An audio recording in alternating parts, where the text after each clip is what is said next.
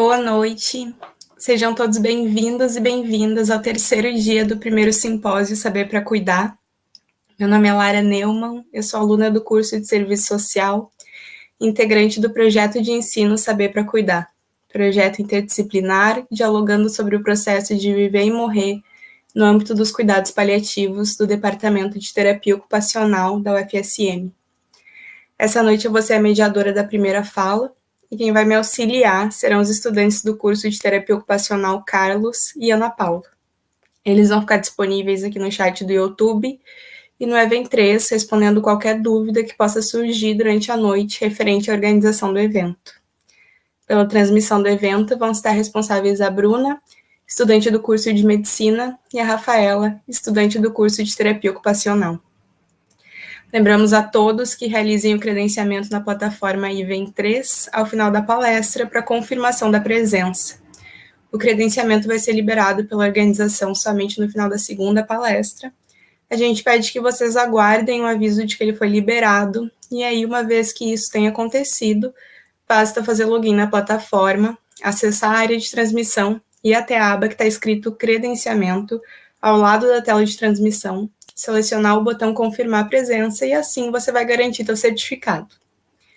Para realizar perguntas para os palestrantes, assim que a palestra começar, a gente vai encaminhar via chat um link para o formulário do Google, onde será possível adicionar seus questionamentos abaixo do nome dos palestrantes. E caso queira se identificar, escreve teu nome e na sequência pergunta. Vamos dar início, então, ao terceiro dia do primeiro simpósio Saber para Cuidar. Assim sendo, para o terceiro dia do evento, contamos com a presença de Ana Penido, fazendo sua fala sobre o amor em tempos de cuidados paliativos. E, na sequência, a terapeuta ocupacional Mônica Stuck Garcia de Queiroz, com a palestra sobre rompimento do cotidiano e a morte simbólica. Sem mais delongas, convidamos para estar conosco a palestrante Ana Penido. A Ana é jornalista por formação, educadora por trajetória e vocação, e idealista por compulsão. Graduada pela Universidade Federal da Bahia, com especialização em Gestão Social para o Desenvolvimento pela UFBA, participou do Programa de Desenvolvimento de Lideranças Sociais da Universidade de Harvard e da Formação em Direitos Humanos da Universidade de Columbia, em Nova York. Sempre atuou na área social, foi diretora do Instituto Inspirare, fundou e dirigiu a CIPO, Comunicação Interativa, coordenou o escritório do Unicef em São Paulo. Escreveu o livro Os Últimos Melhores Dias da Minha Vida, em parceria com seu companheiro Gilberto Dimenstein. Eu lembro mais uma vez a todos que é possível realizar perguntas em relação à palestra através do formulário disponibilizado no chat. Após a palestra, a gente compartilha as perguntas de vocês com a palestrante. Ana, bem-vinda. Muito obrigada por estar com a gente hoje, e agora eu lhe passo a palavra. Obrigada, Lara. Obrigada por esse convite que me deixou muito feliz. Eu já disse para as estudantes que estão organizando esse evento, né? Eu não sou uma especialista no tema, eu vim aqui contar a minha história. E é uma história que eu digo para a doutora Ana Cláudia Arantes, que foi a nossa médica paliativista, que ela me deu o final mais feliz possível. E é sobre essa história que tem o final mais feliz possível que eu vim aqui contar para vocês, né? Tudo começou com um sonho. Gilberto, meu companheiro, então há 20 anos, sonhou com uma figura parecendo uma médica que lhe dizia que ele estava com câncer. Ele tinha feito todos os exames, né? Aqueles exames periódicos, havia menos de 2 meses. E os médicos lhe asseguravam que não tinha, ele estava limpo, que não tinha nada. Mas ele era uma pessoa muito intuitiva, e ele resolveu ir a fundo na pesquisa da veracidade desse sonho e aproveitou que o médico dele tinha tirado umas férias e foi consultar um especialista que, de fato, fez os exames e detectou que ele tinha um pequeno tumor no pâncreas. A gente sabia desde o início que câncer de pâncreas é um dos mais letais, e a gente ficou achando que o fato dele ter descoberto o câncer de uma maneira tão mágica, e no início ainda da doença, é porque ele ia se curar. A gente tinha certeza de que tinha ali uma certa magia para que ele pudesse vencer essa história. E aí ele fez a cirurgia, começou o tratamento quimioterápico, porém, logo a gente descobriu que um único linfonodo que tinha escapulido já tinha feito ali, se alojado no fígado, e aí ele já estava em metástase, e daí por diante a gente não conseguiu reverter. Todo o processo foi só do avanço da doença. E aí a gente foi descobrindo que o fato da gente ter recebido a notícia logo no início não era para que a gente, não era porque a cura viria, mas para que a gente pudesse ter todo o tempo que a gente precisava para viver essa história como o que ele passou a chamar dos últimos melhores dias da minha vida, que é o título do livro que a gente escreveu. A história desse livro é muito interessante. Gilberto, que é o Gilberto de Menstein, um jornalista muito conhecido, principalmente por cobrir temas sociais. Ele começou como jornalista político nos anos 80, depois ele realmente se especializou na cobertura de temas sociais, como os direitos da infância, a educação, direito à cidade, e acabou, inclusive, quase que deixando o jornalismo para se dedicar inteiramente a essas causas. Mas o Gilberto, que já tinha escrito muitos livros temáticos, né, jornalísticos, ele começou, desde o início do processo da doença, a fazer todo um mergulho na sua história de vida, revisitando todas as conquistas que deram sentido à existência dele, e como ele disse, ele descobriu como ele tinha vivido realmente uma vida cheia de propósito, o que dava a ele uma tranquilidade muito grande de poder se despedir da vida. Ele falava muito que uma vida sem propósito é como você estar num palco sem saber o roteiro. É aquele vazio de você não saber nem para que lado ir, o que falar, o que fazer. Mas ele descobriu o propósito muito cedo. E ele era um ser humano muito ansioso, então ele perseguiu esse propósito com muita ânsia e até uma grande ansiedade ao longo de toda a sua vida, e ele pôde se despedir da vida com essa tranquilidade de ter feito cada dia valer a pena. Mas por conta disso, dessas reflexões, não só sobre a trajetória dele, mas sobre tudo que a doença lhe provocava em termos de sentimentos, de vivências, de relações, de ressignificações de afetos, ele deu uma entrevista para a Folha de São Paulo falando sobre tudo isso.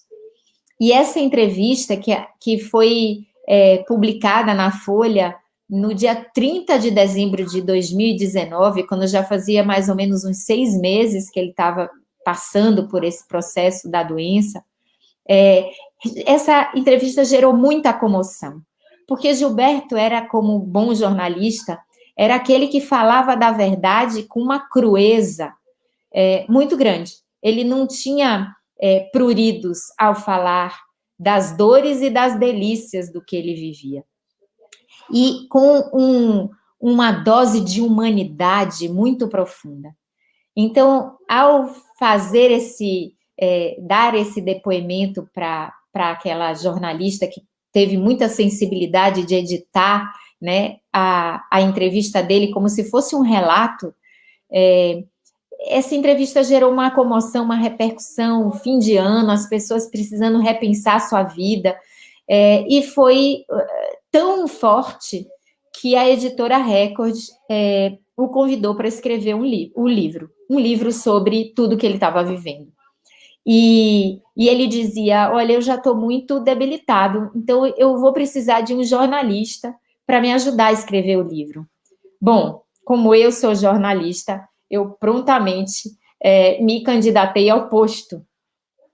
E a produção do livro acabou sendo um dos grandes rituais desse nosso percurso. E assim, dia sim, dia não, a gente ligava o gravador e ele ia falando tudo aquilo que ele estava experimentando com essa honestidade que eu mencionei para vocês.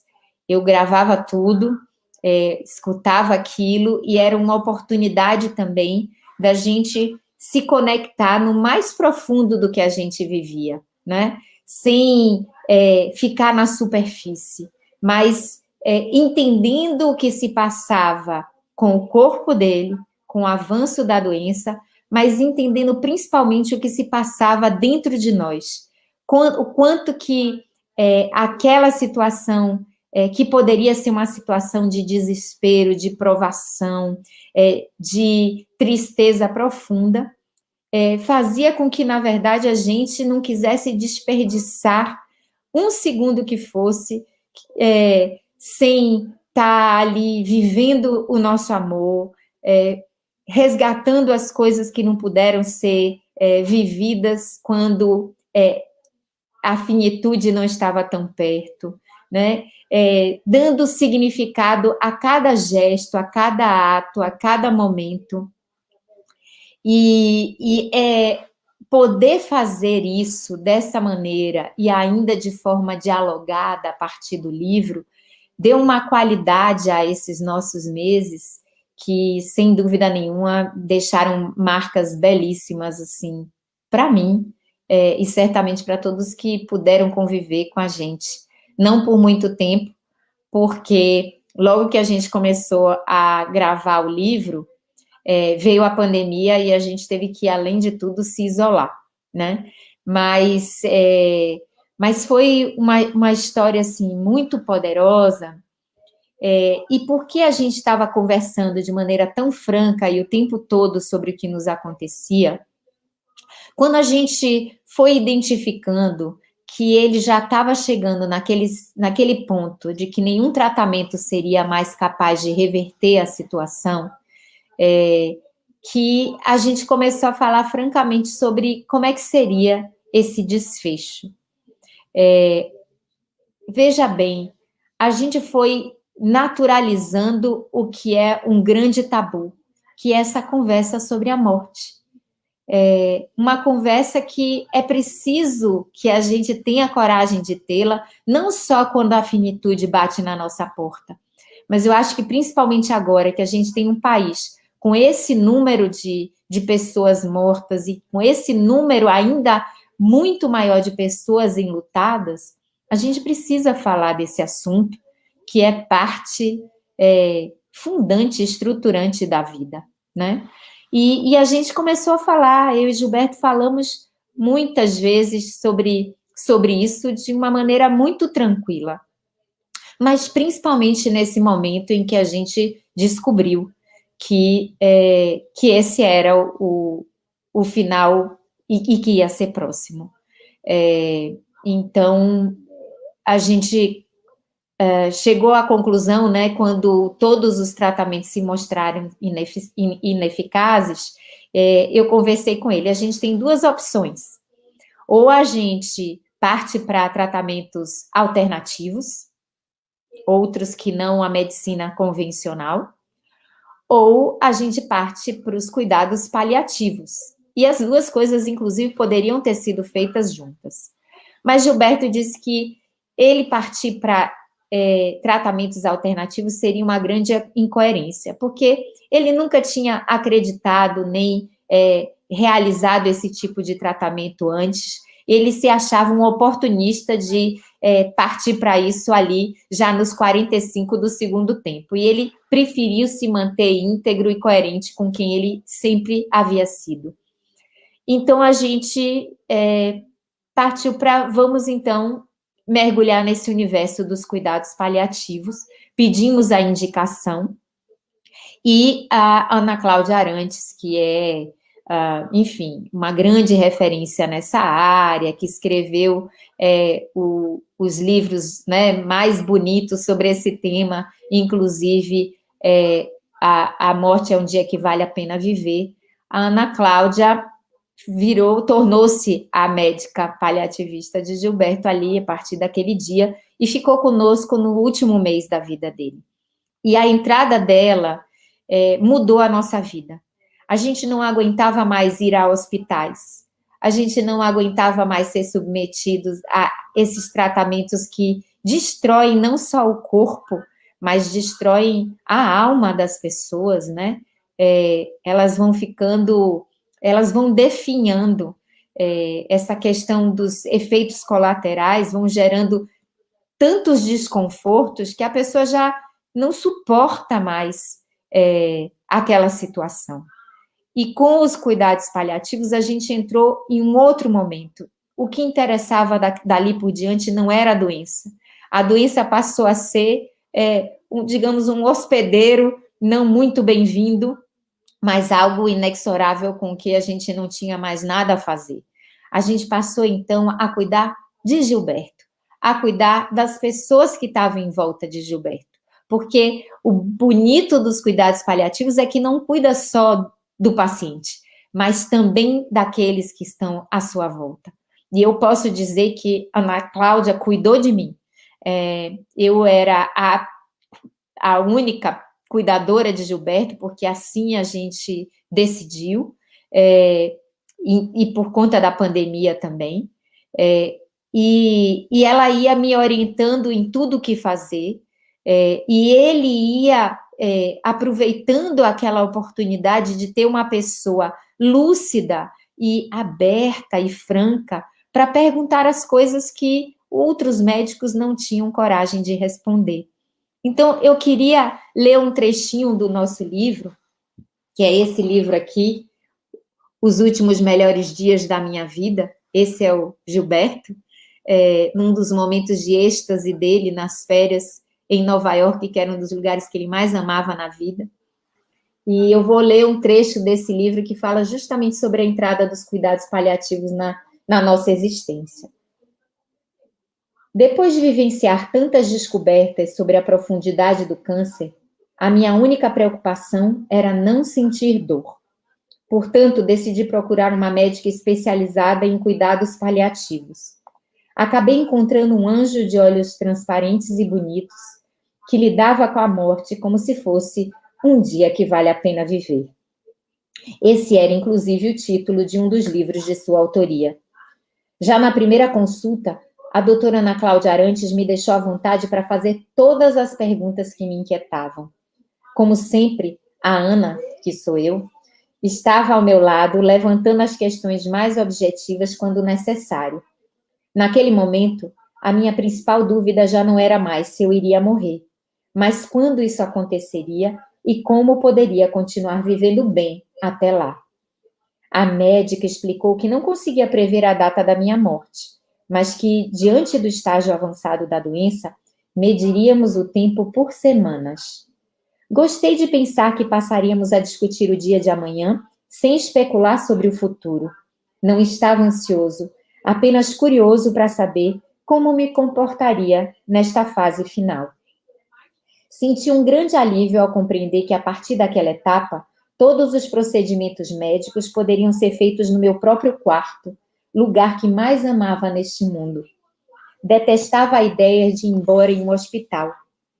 Também fui me acalmando quando a doutora Ana Cláudia me assegurou que eu não sofreria, porque a medicina atual já dispõe de drogas para aliviar todas as dores que poderia sentir.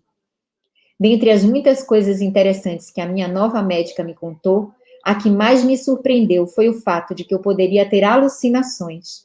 Ela relatou que quando o câncer compromete o funcionamento do fígado, este deixa de filtrar as toxinas que circulam pelo organismo. Disse que eu poderia, inclusive, imaginar a presença de pessoas queridas que já morreram. Fiquei encantado com essa possibilidade. Ana Cláudia é encantadora, e ela nos encantou de muitas maneiras. Foi ela que deu força a Gilberto para dar a notícia da terminalidade da doença para sua família. Ele tinha muita preocupação, ele era o grande provedor, ele nunca queria dar más notícias, mas sempre ser o suporte das boas notícias para sua família. E custou muito a ele ter a coragem de contar, principalmente para a mãe e para os filhos. E a Ana Cláudia orientou, deu a força que ele precisava, inclusive dizendo que todo mundo, né, que ele já tinha feito o seu trabalho e que todo mundo teria esteio, tanto financeiro quanto emocional, para sobreviver à sua ausência. Que ele tinha que ter fé, né, acreditar na nossa capacidade de sobreviver sem ele. Ela também foi fundamental para mim, porque ela foi me contando o que é o processo da morte, quais são todos os sintomas que vão aparecendo, cada estágio, e ela foi falando tudo isso com as metáforas dos 4 elementos da natureza, né? Que a gente volta a se conectar e ser aqueles elementos da água, do fogo, da terra, do ar.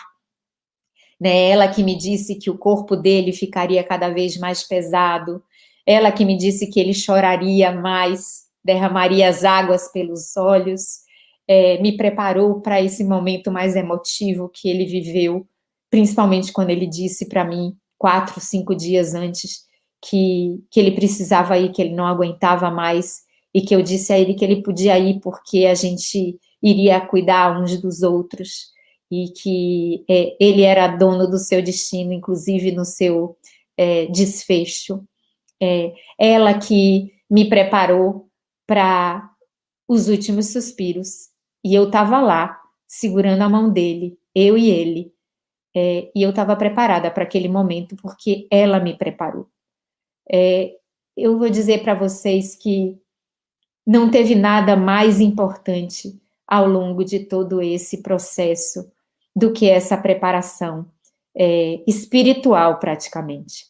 Quando, na verdade, os médicos tradicionais, eles têm muita dificuldade. É quase como que o câncer fosse uma batalha que eles têm que vencer. E quando eles não vencem, para eles isso é uma derrota que eles não querem admitir, principalmente diante daquele paciente para o qual eles prometeram que iriam dar o seu melhor. Eu entendo isso, eu entendo a fragilidade deles diante desse momento, mas poder ter uma médica que te prepara para essa passagem, eu diria que é um divisor de águas, né? E eu agradeço todo dia. Aprendi muita coisa, aprendi a dar injeção, aprendi a operar alguns tipos de equipamentos. Gilberto não queria a presença de um enfermeiro que o faria se sentir um inválido, e ele queria se sentir potente até o seu último momento, e assim foi feito. Ele foi tão abençoado, e ele se preparou tanto para essa passagem, que ele pôde ir antes das coisas chegarem a uma situação que ele não queria vivenciar. Ele pôde construir toda a sua passagem, ele pôde falar, fazer todas as declarações de amor, fazer todos os encontros de contas, pedir desculpas às pessoas, porque ele entendeu que era aquele tempo que ele tinha, que ele não podia negar esse tempo, nem negando a morte, nem negando a ele a oportunidade de viver o que era preciso viver antes da morte chegar. E isso foi importantíssimo para todos nós, durante e depois da sua passagem.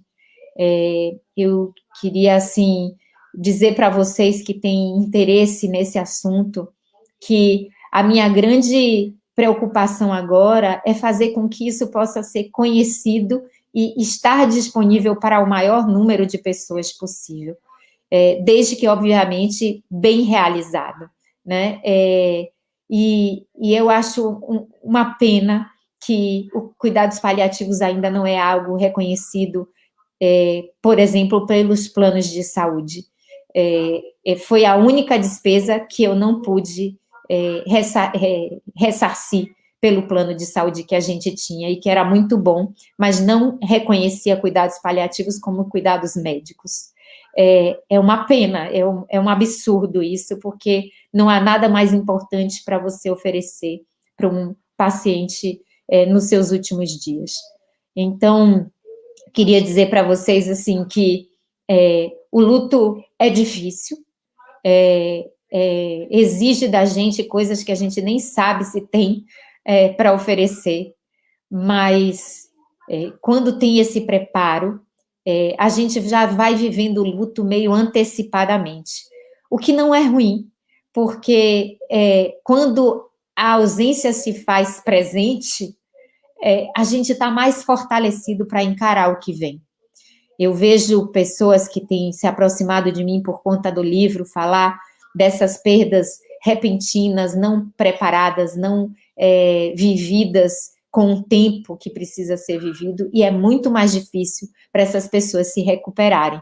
Então, eu queria encorajar demais vocês a mergulharem nesse assunto, para a gente desmistificar tudo isso, né? Eu, inclusive, como educadora agora, tenho buscado ajudar as escolas a falar sobre o luto com esses estudantes que perderam pais, avós, parentes, amigos, professores, para que isso não seja um peso na vida delas, mas para que elas aprendam a ressignificar e a também abraçar a morte como algo inexorável.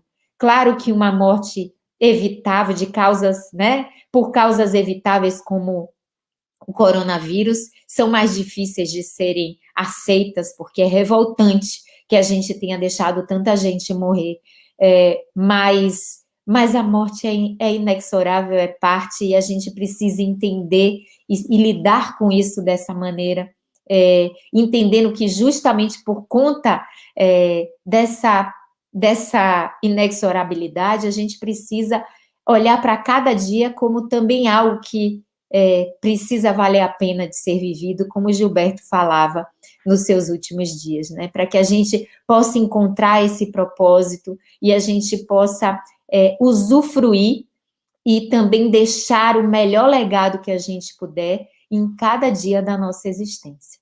Então, eu queria dar chance para que vocês também pudessem perguntar e eu pudesse contar mais a partir das dúvidas, das curiosidades que vocês têm, mas assim, abrindo aí o meu coração para sensibilizar vocês para a importância dessa causa, né? E para dizer assim que eu vivi uma história de amor ao longo de um tratamento de câncer.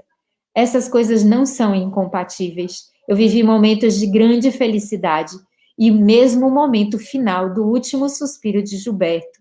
Eu vou dizer para vocês, sem nenhuma sombra de dúvida, foi um dos momentos mais sublimes que eu já vivi em toda a minha vida. E eu posso dizer que a morte pode ser bonita, ainda que muito dura, muito sofrida, mas pode ser bonita, e que é melhor que seja, porque aí a gente consegue conviver com essa ausência de uma maneira muito mais amorosa.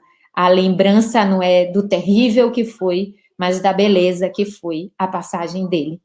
Então, tudo isso, né, está muito contado nesse pequeno livro que a gente deixa aí de contribuição para todos vocês, e está disponível nas livrarias, nas virtuais, físicas, para quem quiser também dar uma mergulhada aí nessa história com mais profundidade. Mas eu vou, então, aguardar um pouco as perguntas que vocês têm, vou dar uma olhadinha aqui, se tem alguma coisa já nos comentários. Lara? Ana, em nome de todo mundo do projeto, eu te agradeço imensamente pela tua fala.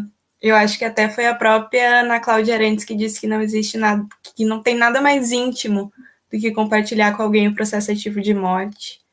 E até aqui no simpósio a gente teve profissionais da saúde conversando sobre as experiências profissionais deles dentro dos cuidados paliativos. E é lindo poder ouvir a tua experiência, a experiência de vocês dois, né? Pessoal e íntima. Eu tenho certeza que todo mundo que está participando com a gente conseguiu ouvir o amor em cada uma das tuas palavras, assim como eu. Então, muito obrigada. E vou passar para as perguntas aqui do Forms. Eu já agradeço a todo mundo que enviou.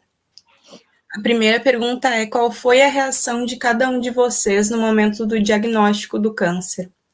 Como foram as primeiras conversas de vocês sobre a morte e como foram alcançando uma plenitude em conversar sobre isso? Foi incrível ouvir essa história.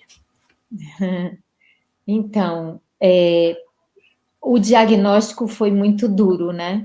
É aquela rasteira que a vida lhe dá, você fica sem chão, porque é quando o medo e a ansiedade começam a se alojar dentro de você. Nesse momento inicial, é puro medo e ansiedade. Gilberto não quis contar para ninguém, até que a cirurgia tivesse terminado e ele tivesse certeza que todo o câncer, todo o tumor tinha sido removido. Era a primeira vitória para ele. Então, eu tive que encarar essa com ele sozinha. E foi muito difícil, mas eu quis respeitar. Ele que foi dando os passos, eu não quis interferir só naquilo que eu achava que eu podia dar um suporte, mas deixar que ele fosse o protagonista. Acho que tem muitos cuidadores que querem tomar a frente e quase que tratam o doente como um incapaz, né? Tutelam o doente. Eu queria que o Gilberto se sentisse empoderado até o seu final, então eu não queria roubar esse poder e esse protagonismo dele. Mas na hora do diagnóstico, foi aquele susto.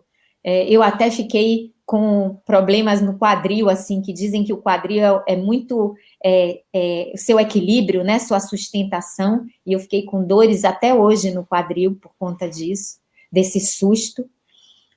Mas eu fui recorrendo, Lara, a alguns mecanismos para lidar com esse susto, né? Gilberto, ele era muito pragmático, então ele foi logo no Google. Aí o Google já dizia assim, 3 meses no máximo, 1 mês, em média, de vida, e aí ele ficou já querendo, sabe, cuidar do testamento, das coisas práticas. Mas aí quando ele viu que não ia ser tão rápido assim, ele resolveu relaxar e cuidar dele mesmo.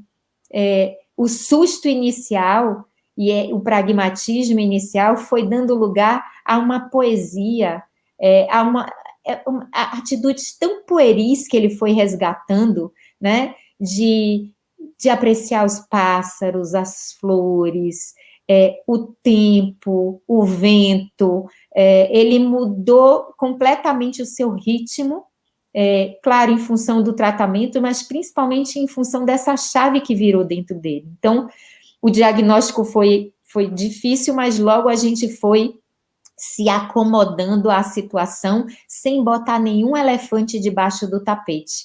E aí, por que a gente não botava debaixo do tapete, não virava elefante? A gente ia lidando com cada coisa que chegava, né? E ia desmontando as bombas para transformá-las em flor. E, para mim, teve um momento muito importante. Eu fui para uma sessão de uma terapia que se chama constelação familiar, em que várias pessoas ali representam personagens da situação que você vive, e você quase que parece que projeta essa situação, e as pessoas vão agindo como se fossem mesmo esses personagens. E eu fui nessa constelação, e o terapeuta me pediu para escolher uma pessoa para ser o Gilberto, outra pessoa para ser eu, e outra para ser o diagnóstico, para eu poder lidar melhor com esse diagnóstico, né? E ele dizia para a pessoa que era eu, né?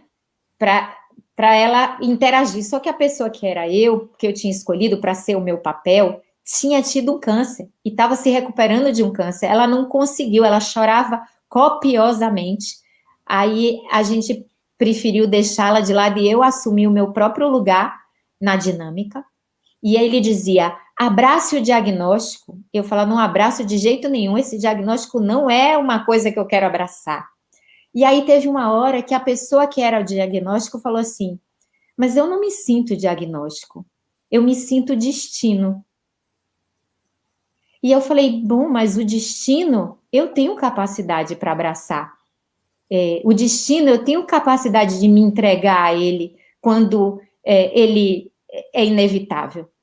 E aí eu abracei o destino. E foi assim que eu abracei tudo que veio depois dali, né? Também algo se transformou dentro de mim. Eu acho que esse foi dos meus maiores aprendizados, de abraçar o destino. Claro que a gente quer ser protagonista do nosso percurso. E a gente vai fazer tudo que está ao nosso alcance para estarmos com o timão na mão, né?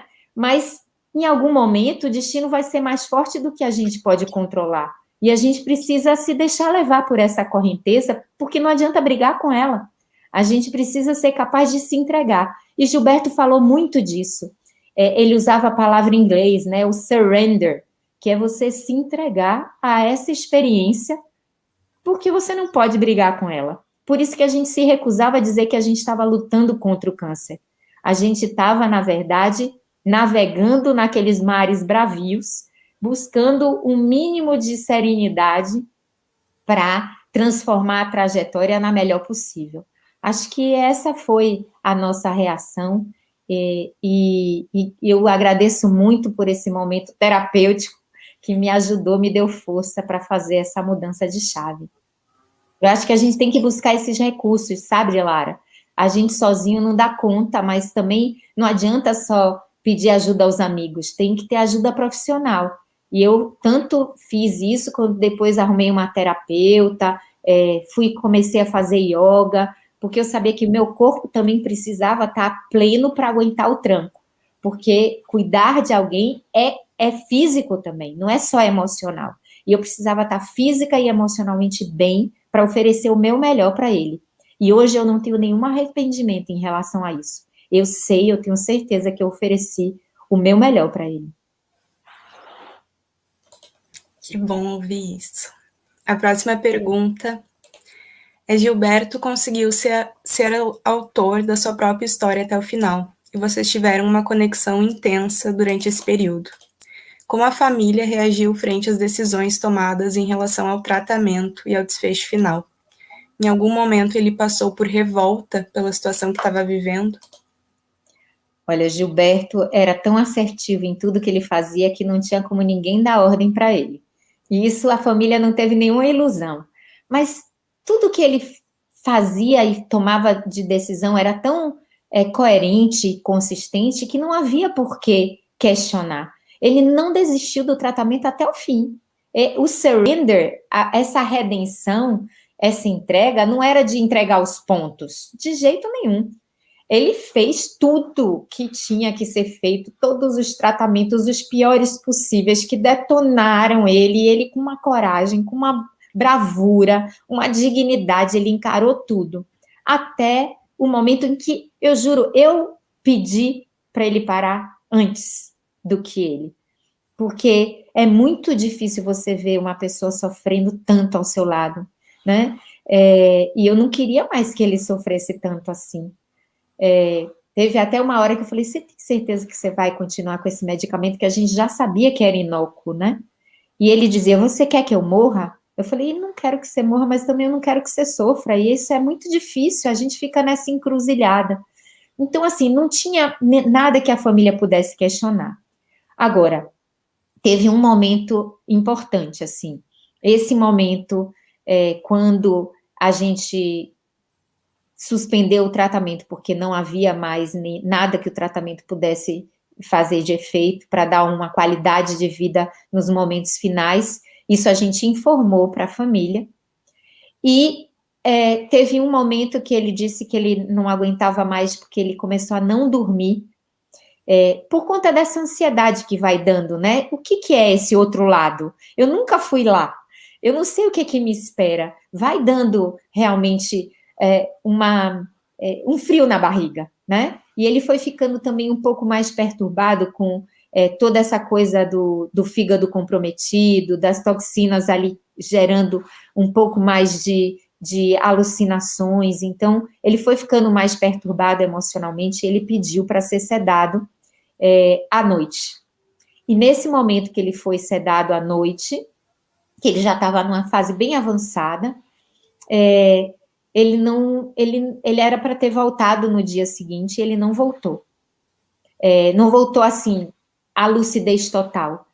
O corpo já não se mexia tanto, e ele não conseguia falar né, tudo pesava muito, e aí, mas ele já tinha, Lara, feito todas as despedidas, ele já tinha feito tudo. Quando ele pediu para ser sedado à noite, ele já tinha cumprido todos os rituais. Então, a doutora Ana Cláudia disse que ele mesmo deve ter se enfiado nesses labirintos de não querer ter voltado, porque a dosagem da sedação não era suficiente para aquela reação. E aí a gente tinha aquela escolha, ou a gente o sedava definitivamente, ou a gente tentava fazer ele voltar. E aí eu chamei os 2 filhos dele, que não são meus filhos, são filhos do casamento anterior, e a gente sentou, nós 3, e passamos horas discutindo esse assunto, com muita transparência, assim, lembrando tudo que ele havia nos dito. Como ele tinha dito que ele não queria ficar inválido, como ele tinha dito que não queria ser carregado, como ele tinha dito que ele queria ir com dignidade. Então, a gente achou que cumprir a vontade dele era partir para a sedação total. E aí, assim foi feito. E eles, da sedação total, foram 12 horas, uma noite, né? Até ele partir. Então, acho que a gente deu a chave, assim, da porta para ele poder ir no momento que ele achou que era a hora de ir. E eu acho que ele agradece a gente por isso. Eu gosto de pensar assim. A próxima pergunta é como foi para a senhora o processo do luto? Mesmo estando preparada, como foi viver aquilo que vocês tanto conversaram e se prepararam antes de viver? Olha, o luto é um processo pessoal e intransferível, né? Cada um vive um. Para mim, eu tive uma ajuda, digamos assim, a melhor ajuda que eu podia ter, que foi a escrita do livro, porque os meus primeiros 3 meses de luto, eu me tranquei, eu passei, logo que Gilberto se foi, eu já tinha o plano todo na cabeça, né, porque eu tinha tido esse momento para planejar. Eu cuidei de todas as coisas práticas em 15 dias, e me tranquei nesse chalé na Mantiqueira, na Serra da Mantiqueira, sozinha, e fui ouvir as 20 e tantas horas de gravação para poder estruturar e escrever o livro. E isso foi redentor, porque foi maravilhoso poder reviver tudo, estar ainda perto dele antes de dizer o adeus final, e poder, principalmente, perpetuar toda essa história num livro, né? Que bênção, que você perde a pessoa, né, a presença física da pessoa, mas você não perde a história que fica ali registrada no livro e ainda pode ser compartilhada. Eu me lembro que Gilberto tinha muito medo de que o livro virasse um livro de autoajuda, né? Ele falou assim, eu detesto autoajuda, não pode ser um livro de autoajuda, ele queria que fosse uma reportagem, que ele era o repórter e o personagem ao mesmo tempo, e que ele ia contar a sua própria história. E assim foi. Aí eu perguntava a ele, não vai ser de autoajuda, mas se puder ajudar as pessoas, vale? Aí ele falou, então vale. Então, é assim que a gente tentou fazer com que o livro não fosse autoajuda, mas pudesse ajudar as pessoas. E ele me ajudou. A primeira pessoa a quem ele ajudou foi a mim mesma, né? Poder viver tudo isso, reviver tudo isso. Mas eu tinha claro, sim, Lara, a questão do propósito que ele tinha enfatizado tanto nos seus últimos dias, que a gente precisa de propósito. E eu sempre tive propósito, eu e Gilberto sempre fomos cúmplices das causas sociais, da causa da educação.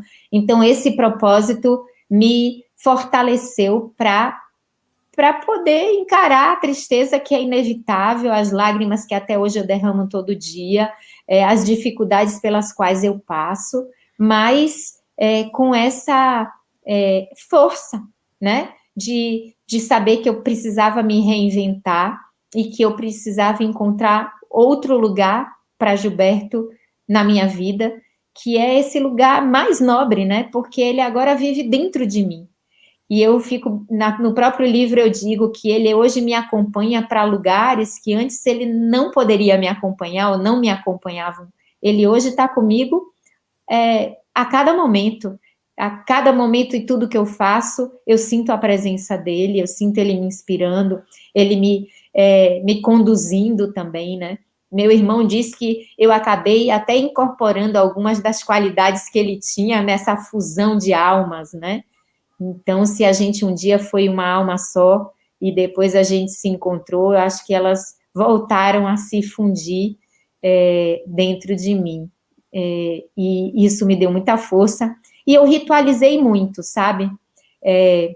Eu construí um altar no meu quarto, com todas as coisas mais preciosas que ele havia me dado, e ele me dava 1000 presentinhos super lindos, coisas maravilhosas, assim, que eu fui juntando. Eu gosto das fotos, tem gente que não suporta ver as fotos, eu adoro ter as fotos dele em volta de mim. Eu fiz uma tatuagem, que é também muito comum das pessoas quererem também perenizar, né, a presença da pessoa no seu corpo. Eu fiz uma tatuagem em homenagem a ele. Domingo vai haver um concerto de uma orquestra que ele apoiava, a Orquestra Sinfônica de Heliópolis, que é uma comunidade aqui de São Paulo, e que ele ajudou muito, foi presidente do conselho dessa orquestra. Ele construiu ali um concerto que é com as músicas que ele mais amava, do Clube da Esquina, Milton Nascimento, Lô Borges, né?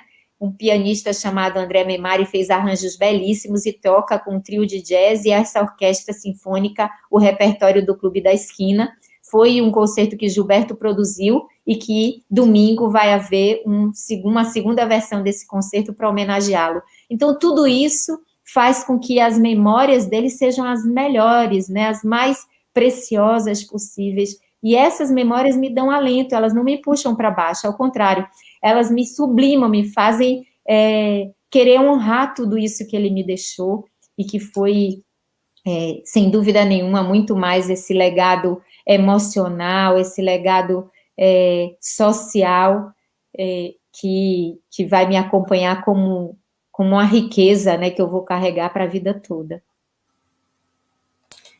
Acho que ainda temos tempo de mais algumas perguntas. Aqui, nem todo mundo consegue aceitar o início dos cuidados paliativos prontamente. Em algum momento vocês tiveram algum tipo de resistência a eles? Em algum momento ele... Aqui é a mesma pergunta da revolta também. Uhum. Não, nunca tivemos isso. Não, a gente nunca teve revolta em momento nenhum, nem ninguém se revoltou, assim. Gilberto conduziu todas as coisas de uma maneira que tinha tristeza, mas nunca revolta. Por isso, porque ele lutou tão bravamente que as pessoas não entendiam como que ele tivesse desistido do tatame, né? Não, ao contrário. Então, não, ao contrário, as pessoas ficaram, toda a família, porque essa altura, mesmo com a pandemia, quando a gente soube que já estava nos últimos momentos, né, a gente abriu as portas para a família vinha dia sim, dia não. Todo mundo de máscara, álcool gel, mas aquela coisa, né, 5, 6 pessoas diariamente em volta dele, e foi justamente por orientação da doutora Ana Cláudia que a gente pôde viver tudo isso, que todo mundo pôde viver esses momentos que foram lindos, sabe? A família de Gilberto é uma família judia, e a gente fazia as rezas judaicas na sexta-feira, todo mundo junto, e tinha aquela partilha das histórias, das fotos, das memórias. A gente pôde fazer tudo isso, que foi muito precioso, porque a gente teve essa orientação. Se a gente tivesse ficado negando, resistindo, ou se revoltando até o fim, a gente tinha perdido todos esses momentos tão sublimes, tão maravilhosos, né? Olha que desperdício desses últimos dias. Já eram poucos, por que a gente ia gastá-los com sentimentos tão ruins, né? Tão nocivos? Então, a gente soube aproveitá-los. Pela tua fala, é muito bonito de ver que vocês tiveram essa oportunidade de fazer essas elaborações, essas ritualizações, E aí tem uma pergunta que também esses acontecimentos te tornaram uma pessoa mais espiritualizada. Qual é a tua opinião a respeito? O que você aprendeu com tudo que passou? Sem dúvida nenhuma, eu aprendi a abraçar o destino e abraçar também o mistério que ele traz, né? A buscar menos porquês e mais o como. Ou seja, por que foi acontecer isso com a gente? Não é uma pergunta que eu consiga encontrar uma resposta para isso. Eu tenho que acreditar que o mistério sabe mais, né? Mas como passar por isso que o mistério trouxe, que o destino trouxe, aí sim eu pude aprender muitas coisas sobre mim, sobre ele, sobre a situação, limite que a gente tem ali de proximidade da finitude, né? Então, foram muitos aprendizados que, sem dúvida nenhuma, fizeram com que eu evoluísse como ser humano, e essa evolução, para mim, tem a ver com a integração de todas essas dimensões, né? A física, a emocional, a espiritual, sem dúvida. Isso não me fez uma pessoa mais religiosa. Tem gente que se agarra na religião e eu respeito e entendo, mas eu não tenho uma afinidade com uma religião específica. A minha relação é direta com o soberano. Então, essa coisa dos intermediários me perturba um pouco. Gilberto dizia muito isso. A ideia de Deus é muito cara para mim. O que eu não gosto é o fã-clube. O fã-clube que, às vezes, radicaliza e desvirtua, né? Mas para mim, sem dúvida nenhuma, essa conexão com essa parte mais subjetiva, mais inexplicável, ela se aguçou, e eu trago isso para a minha vida, né? De estar mais conectada com a intuição, com essa observação do que não é tão visível, com essa busca da profundidade em tudo que eu faço, em tudo que eu falo, né? Essa busca de uma coerência, de uma integridade e uma integralidade. Sem dúvida, foi um bom treino, eu diria, né? Para que eu chegasse num nível mais avançado, acho que assim, do que eu já poderia ter conseguido chegar em todas essas dimensões. E para finalizar, o que você diria para um profissional de saúde que cuida de pessoas em cuidados paliativos? Eu diria que ela preste bem atenção nisso que o nome já traz: cuidar de pessoas. O que significa cuidar de pessoas? Significa que você não está cuidando da doença, que você está cuidando da pessoa, e que a pessoa é mais do que um corpo. A pessoa contém ali, né, corpo, emoções, afetos, relações, espírito. Então, que o cuidado precisa contemplar todas essas nuances.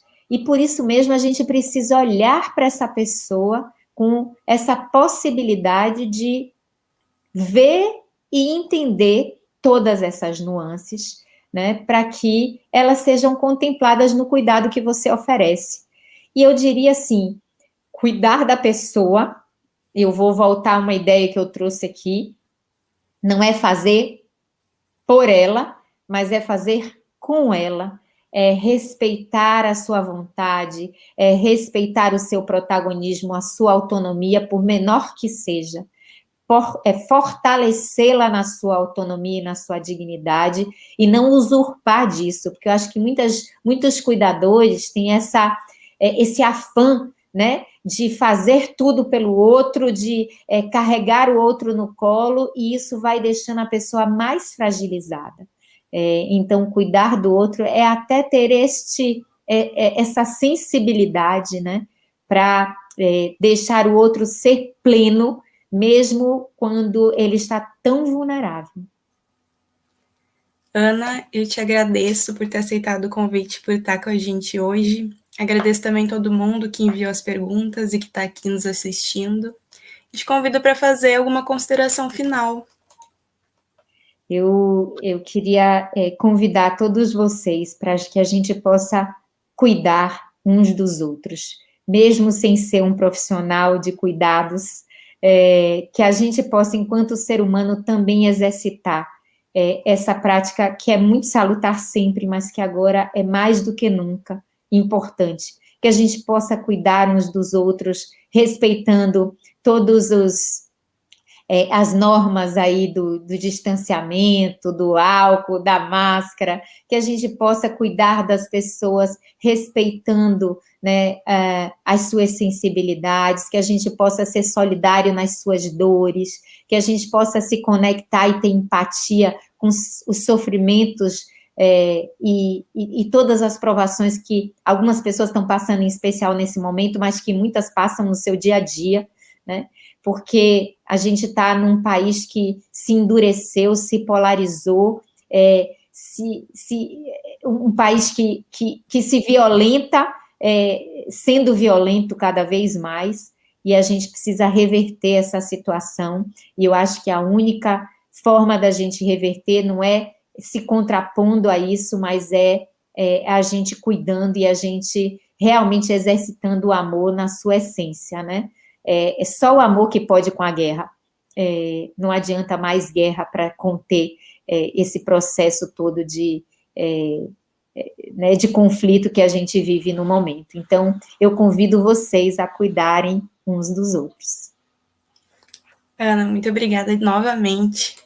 Uhum. Então, eu vou finalizando aqui essa primeira parte do simpósio e convido